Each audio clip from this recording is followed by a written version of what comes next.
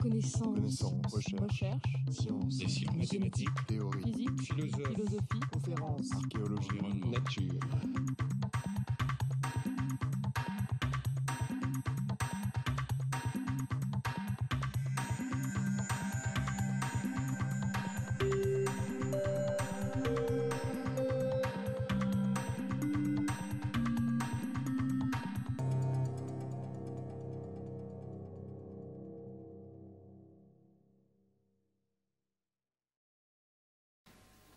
Alors vraiment, présenter Harald Weinrich ici, ce serait, comme on dit en allemand, Eulen nach Athen tragen. Il a été professeur au Collège de France pendant longtemps, il est professeur émérite du Collège de France pour les langues romanes. C'est un de ces rares linguistes que nous aimons, qui est à la fois un historien et un critique littéraire, qui donc a compris que la littérature se fait avec des paroles, mais aussi que les paroles sont destinées à aboutir en littérature. Parler de son œuvre me tenterait, mais si je le présentais comme il le mérite, il n'aurait pas le temps de la parole. Donc je me résigne d'une certaine façon de lui donner la parole pour son sujet très suggestif et qui nous fait attendre beaucoup, et lire un texte vieilli de nos jours jusqu'au Moyen-Âge, esquisse d'une odologie littéraire à rebours. S'il te plaît. Décidément, il faut commencer par le commencement. Mais où est le commencement? Est-ce que j'aurai aussi, comme Sainte-Beuve, la hantise des commencements? Je ne sais. Pour en finir avec ce problème, ouvrons la Bible, mais pas à l'endroit où vous pensez maintenant. Ouvrons-la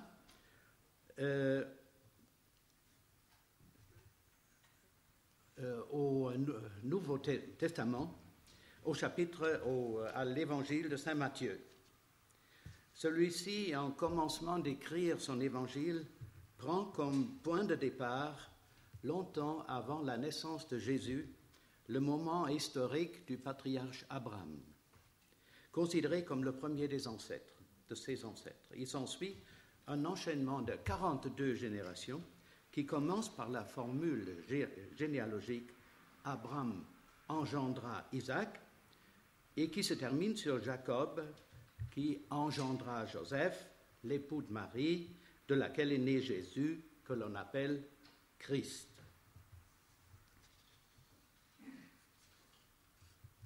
Suivons encore notre lecture de la Bible jusqu'au 3e chapitre de l'évangile de Luc, où il sera sans doute surpris de trouver une seconde généalogie de Jésus, celle-ci assez différente de la première. Saint Luc, on le sait, est le seul évangéliste qui raconte par le menu les circonstances miraculeuses de la nativité de Jésus. Mais ce n'est pas dans ce contexte que Luc parle des ancêtres du nouveau-né. Dans l'évangile, selon Luc, c'est seulement à l'âge de 30 ans, après avoir déjà reçu des mains de Jean-Baptiste le baptême dans les eaux du Jourdain, que Jésus est présenté au lecteur par sa généalogie.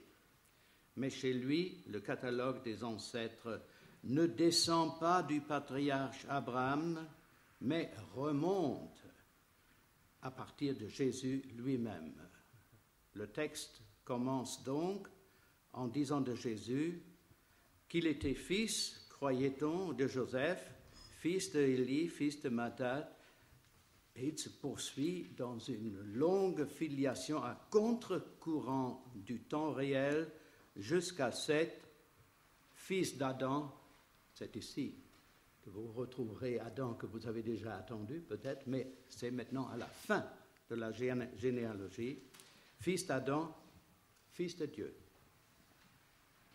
En comparaison avec Matthieu, le sens de la généalogie de Jésus se trouve donc inversé chez Luc de descendant en ascendant, de recto-chronologique à rétro-chronologique, s'il m'est permis d'employer ces deux néologismes.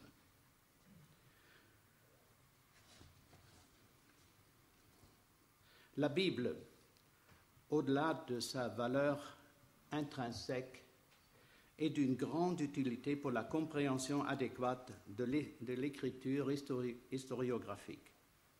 En l'occurrence, notre comparaison entre les Écritures selon Matthieu et selon Luc semble avoir montré avec une clarté révélatrice que l'historiographie qui procède par ordre chronologique connaît deux sens opposés, l'un remontant et l'autre descendant le temps réel.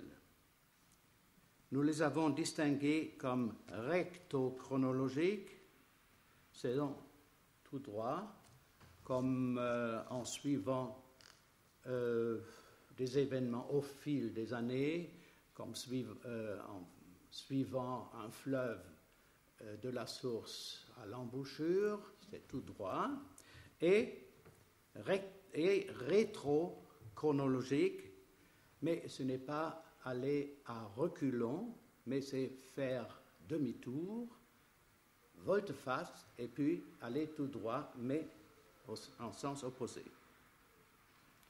Or, de même que dans la Bible, évidemment, les deux évangélistes se valent, les deux méthodes chronologiques applicables à l'art d'écrire l'histoire me paraissent être équivalentes aussi, du moins en principe. Le sont-elles aussi dans la réalité?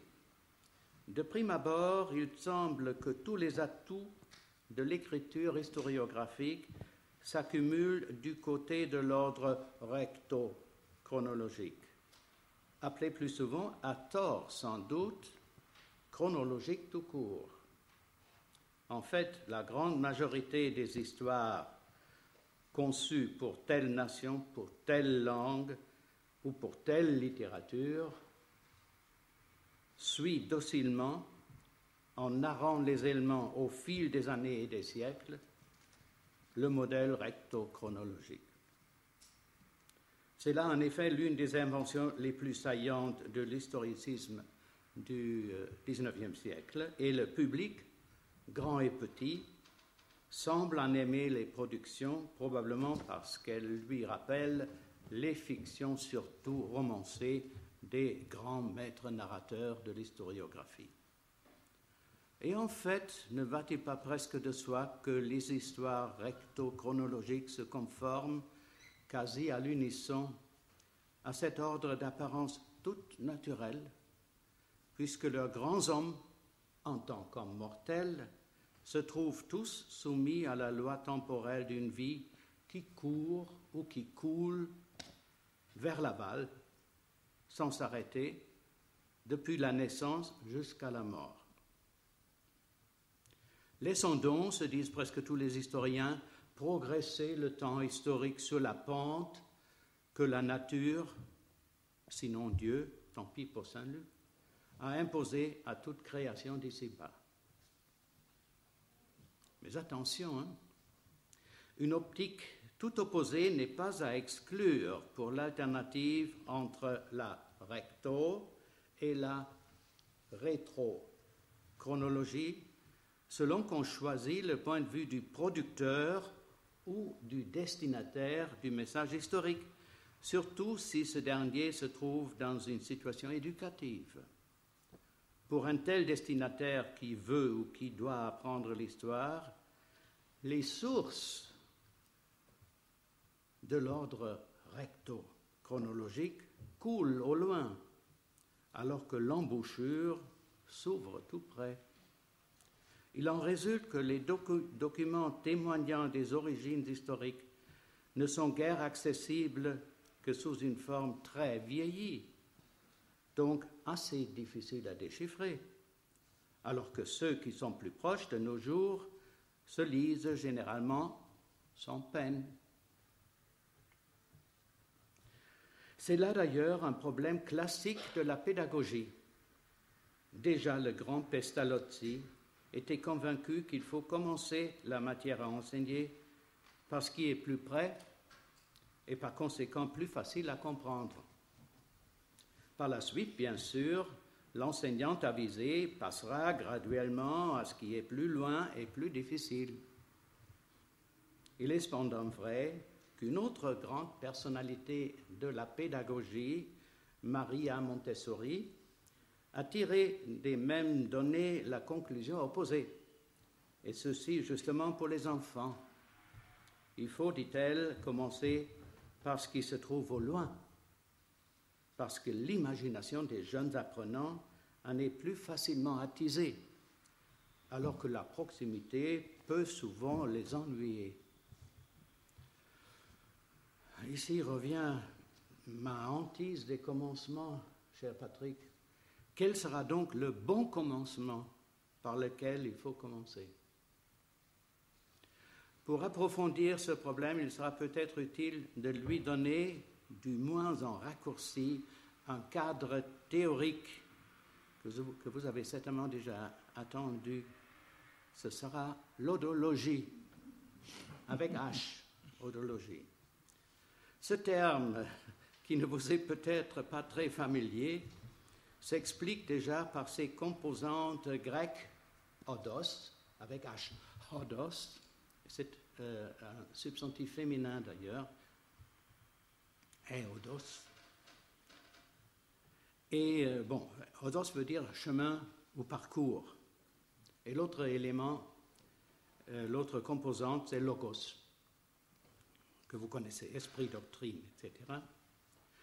Et ces deux éléments, odos et logos, odos avec H, c'est très important, sont également contenus dans les termes qui vous sont probablement très connus, méthode et méthodologie. Parce que méthode, c'est méthode. Et méthodologie, c'est méthodologie. En abstraction faite de l'étymologie, l'odologie dont je veux vous parler, l'odologie sans mètre alors, est une théorie sur les parcours à prendre ou à laisser, notamment dans les recherches des sciences humaines et sociales. Le terme a été créé en 1934 par le psychologue juif allemand Kurt Lewin, Lewin, émigré aux États-Unis en 1933. Ce chercheur, connu aussi d'un grand public par sa célèbre maxime « Rien n'est aussi pratique qu'une bonne théorie », voulait entendre par odologie une science psychologique, en premier lieu, occupée à étudier l'ensemble des parcours qui conduisent à travers l'espace psychique, dans la mesure où ceux-ci comportent le facteur temps. En Europe, les idées sur l'odologie ont été réimportées en 1943 par Jean-Paul Sartre dans son ouvrage « L'être et le néant ». L'auteur y élargit encore la portée de la théorie en disant de l'espace odologique qu'il est en vérité l'espace réel. Celui-ci s'avère, ce sont les mots de Sartre, sillonné de chemins et de routes, autant que l'espace géométrique et géographique. Par conséquent, dans le cadre de la théorie odologique, appliquée à la pratique de l'historiographie, il ne saurait être question d'un parti pris a priori en faveur de la voie recto-chronologique, même si la grande majorité des ouvrages historiographiques produits depuis la vague de l'historicisme au XIXe siècle obéit à cet ordre et semble par là suffire à faire pencher la balance de la méthode vers la perspective des origines à nos jours. Cette conclusion commode, cependant, n'a pas été partagé par l'historien allemand Helmut Diewald, D-I-W-A-L-D, qui, en publiant une histoire des Allemands, Geschichte der Deutschen, 1979, annonce sa méthode strictement rétro-chronologique dès le sous-titre de l'ouvrage. De la conférence de Yalta, 1945, au couronnement de Conrad Ier, premier roi des Allemands, 919.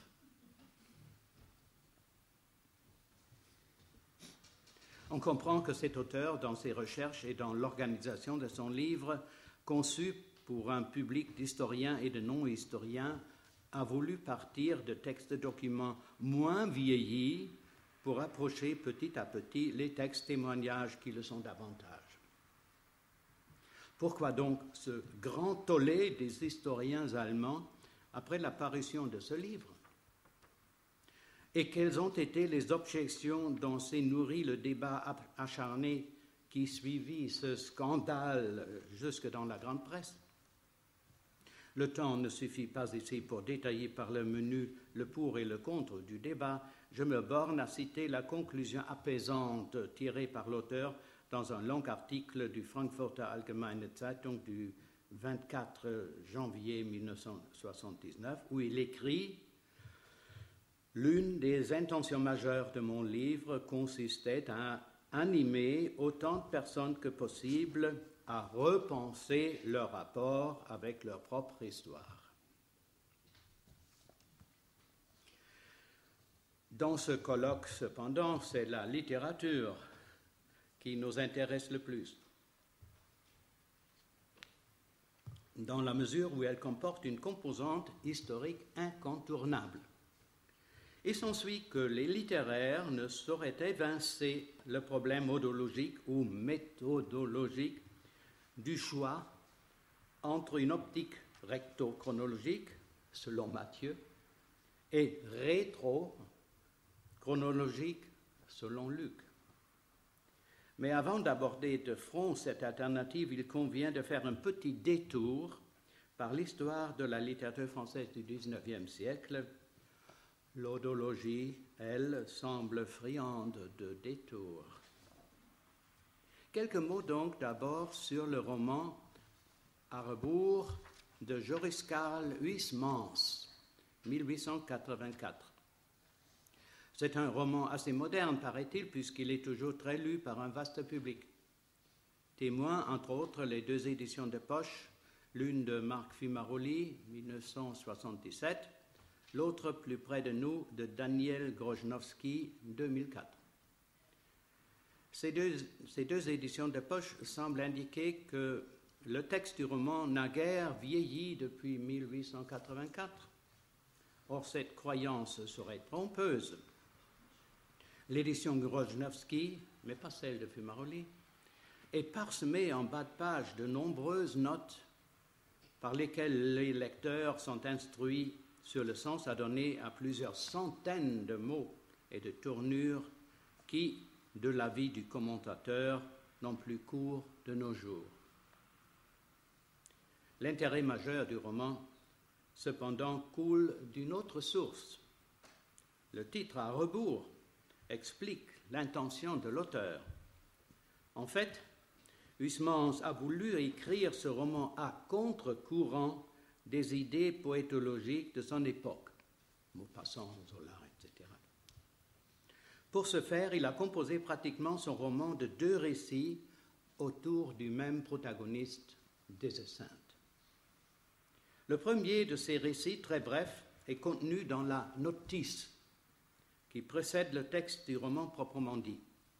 On pourrait dire que c'est l'abrégé d'un roman assez normal et naturellement recto-chronologique qui embrasse les 30 premières années de vie du héros.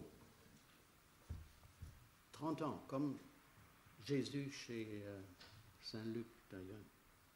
Si Huysmans avait continué de la même façon, le personnage de Des Esseintes aurait pu devenir une sorte de bel ami, son contemporain à une année près, 1885. Pour le vrai des Esseintes, cependant, la 30e année apporte la crise. D'un instant à l'autre, il change de cap et décide d'être vieux sur le champ. Il s'ensuit que de lui, il n'y a plus rien à narrer désormais selon l'ordre du temps qui coule. Presque toutes les occupations auxquelles il continue à se livrer sont des rétroactivités, parmi lesquelles la collection de vieux ouvrages de la littérature du Moyen-Âge joue un rôle primordial. Vraiment, dans cette seconde partie du roman, à commencer par le chapitre numéroté 1, le héros du roman de Huysmans est devenu un personnage qui vit à rebours. Or, à partir de ces données, et heureusement, le hasard se mêle de notre histoire. Parmi les lecteurs de Huysmans, il y a eu une personne qui, par le hasard de sa généalogie, s'appelle Denis Huysmans. H-U-I-S-M-A-N. Il est philosophe de profession et il aime la littérature française au point d'en écrire l'histoire. En association confraternelle avec le comparatiste Pierre Brunel, et sans aucun doute inspiré du nom de Huysmans, Denis Huysmans a écrit une histoire de la littérature française à rebours. Fernand Nathan, 1966. Si l'imagination ne suffit pas pour se faire une idée adéquate de cet ouvrage de 350 pages, le sous-titre ne laisse planer aucun doute sur son intention de suivre un ordre rétro-chronologique qui va, je cite le sous-titre, du nouveau roman à la chanson de Roland. Pour les deux auteurs, d'après ce qu'ils expliquent dans leur avertissement, ce sera une petite révolution de l'historiographie dans laquelle ils n'ont pas hésité à s'engager malgré toutes les objections possibles des esprits chagrins. Ceux-ci, en effet, n'ont pas ménagé les deux aventuriers de l'odologie littéraire en leur adressant des critiques amères, voire hargneuses. Dans une préface très élogieuse, au contraire, le romancier, essayiste et historien de l'art Marcel Brion, de l'Académie française, a félicité les auteurs de cette entreprise téméraire et les a encouragés en écrivant à ne vouloir toujours raconter la vie d'un art que dans l'unique sens de sa naissance à son état présent, on entretient une inclination fâcheuse dans le grand public à croire que cette évolution est un progrès, comme si, chez l'être vivant, l'adulte était nécessairement supérieur à l'adolescent et le vieillard à l'enfant. Est-ce que ces espoirs ont été comblés? Hélas non. Vu que les mêmes auteurs ont publié une quarantaine d'années plus tard, c'est-à-dire tout récemment, un nouvel ouvrage du même genre intitulé cette fois « Littérature française des origines à nos jours ». Librairie Vuibert, 2007. Peut-on imaginer reniement plus spectaculaire d'une initiative intellectuelle lancée jadis avec un tel élan? Notons de plus que le nouvel ouvrage, malgré l'acte de pénitence manifesté par le retour à un traditionnalisme de bon ton, c'est dans l'avertissement, ne peine pas à reprendre de son prédécesseur d'antan un nombre considérable de passages sans y apporter des changements substantiels. C'est surtout à la fin du livre, l'ancien début, que la partie sur les nouveaux romans de 1966 a été enrichie par plusieurs pages traitant de quelques romans plus nouveaux encore, dont la présence, d'après les dires des auteurs, témoigne de la vitalité de la littérature française, toute ouverte vers le XXIe siècle. Est-ce donc la débâcle totale de l'historiographie littéraire à rebours? Avant d'aller jusque-là, jetons encore un bref coup d'œil critique sur le Moyen-Âge, tel qu'il est présenté dans les deux versions de leur histoire littéraire. Eh bien, indépendamment de la solution choisie par les auteurs de mettre ce chapitre de la littérature française à la fin, 1966, ou au début, 2007, de leur ouvrage, le Moyen-Âge, avec la beauté de ces textes si noblement vieillis, se trouve aminci et amaigri presque de la même façon pénible. Dans les deux cas, quelques pages d'un contenu plutôt pauvre suffisent aux auteurs pour justifier leur reniement du Moyen-Âge, qui, d'après eux, n'a pas atteint sa maturité littéraire. Voilà.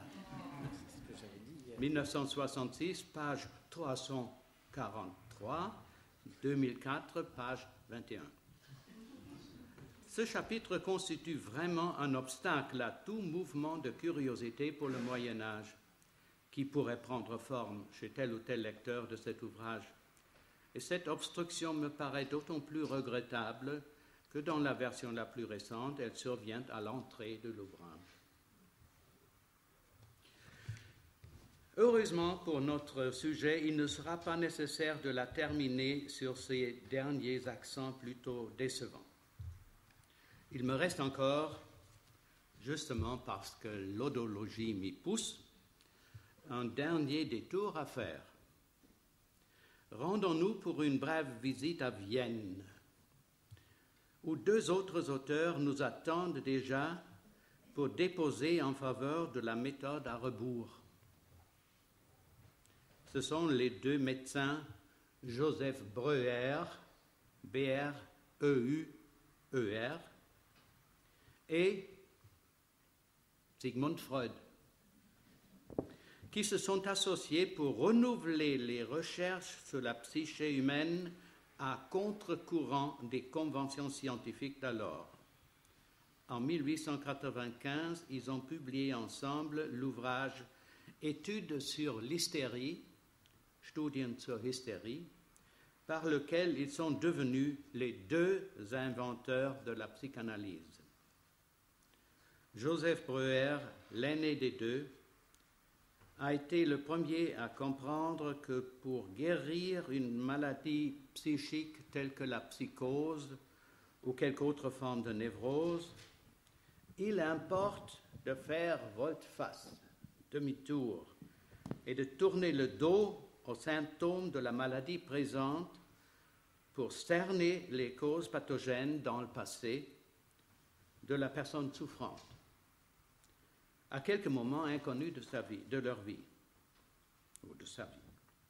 Il s'agit alors pour la méthode thérapeutique de Breuer de mettre au jour, par un traitement strictement conversationnel, causerie, les causes inconscientes de la maladie et de les exposer à un grand moment cathartique équivalent à la guérison qu'il est supposé entraîner.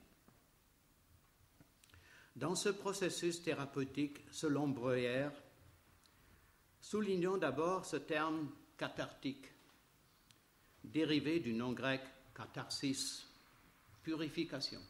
C'est un terme médical, qui fait penser néanmoins aussitôt, pour nous, à la littérature, en l'occurrence à la poétique d'Aristote.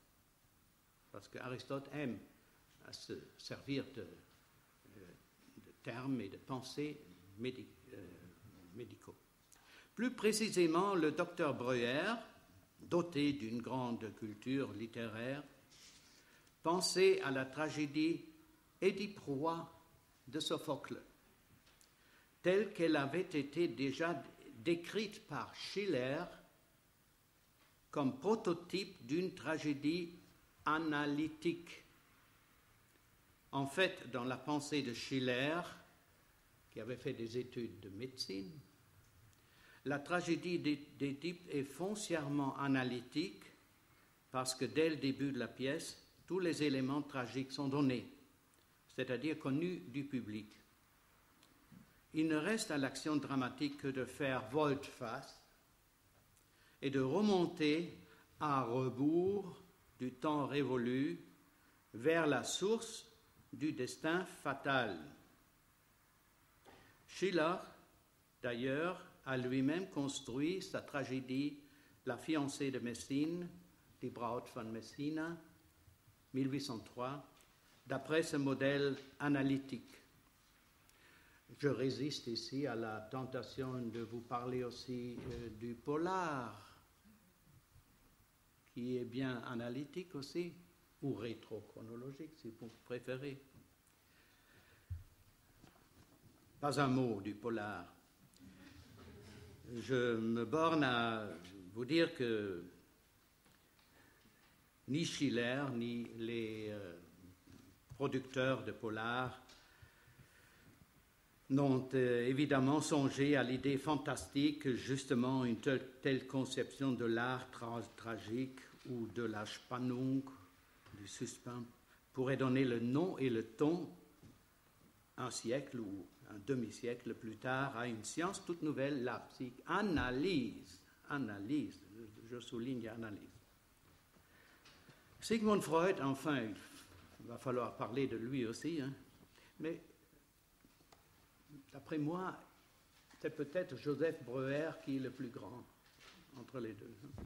Sigmund Freud, dans sa version personnalisée de la psychanalyse viennoise, a gardé bon nombre d'éléments méthodologiques de son prédécesseur et ami Breuer.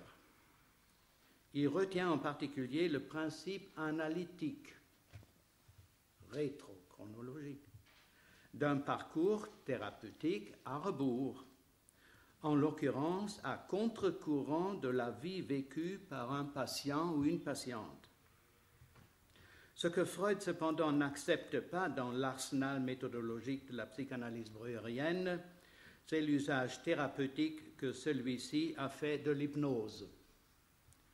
Au lieu de celle-ci, Freud a peaufiné l'aspect odologique de la psychanalyse en prolongeant le parcours analytique ou rétrochronologique jusqu'à la phase de la première enfance.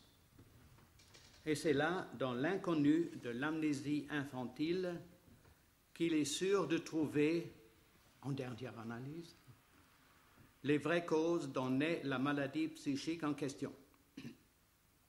D'après Freud, il importe donc surtout pour l'analyste de s'engager dans un très long parcours rétrograde, nach rückwärts, dans le texte de Freud. On peut noter en outre dans ce contexte qu'il n'hésite même pas à employer le mot progresser, vordringen, pour décrire le caractère régressif, Zurückführung, de l'analyse psychique. C'est dans un deuxième temps seulement que le psychanalyste pourra agir en boustrophédon, si je peux dire, c'est-à-dire comme les bœufs qui travaillent sur le champ, toujours ce mouvement comme ça. Les Grecs ont appelé ça, et les poétologues ont appelé ça parce que les vers font aussi comme ça, quelquefois, pas les nôtres d'ailleurs. En boustrophédon, donc en inversant de nouveau le mouvement temporel. C'est ainsi que les souvenirs refoulés, c'est-à-dire devenus pathogènes dans un état inconscient nocif, pourront être ramenés à la conscience actuelle du présent pour y retrouver leur innocuité et le patient sa santé.